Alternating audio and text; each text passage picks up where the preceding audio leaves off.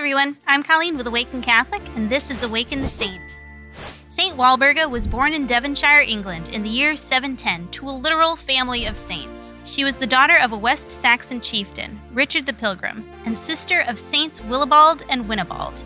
In 721, when Walburga was only 11 years old, her father embarked on a pilgrimage to the Holy Lands with her two brothers, leaving Walburga in the care of the abbess at Wimborne Abbey. While at the abbey, she quickly advanced in holiness and learning, but she had barely been there a year when she received word that her father had died while in Italy. Her brothers saw to her father's funeral and completed the pilgrimage to Rome on their own.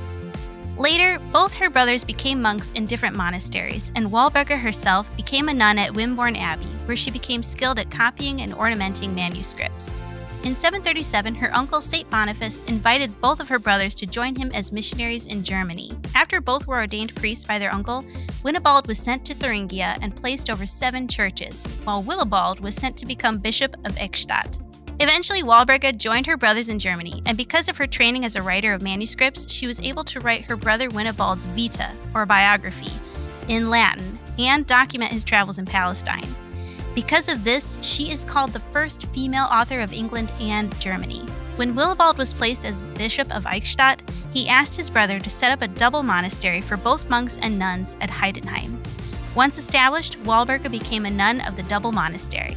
There was clearly deep filial love between the 3 siblings because both of her brothers chose Walburga to become their successor.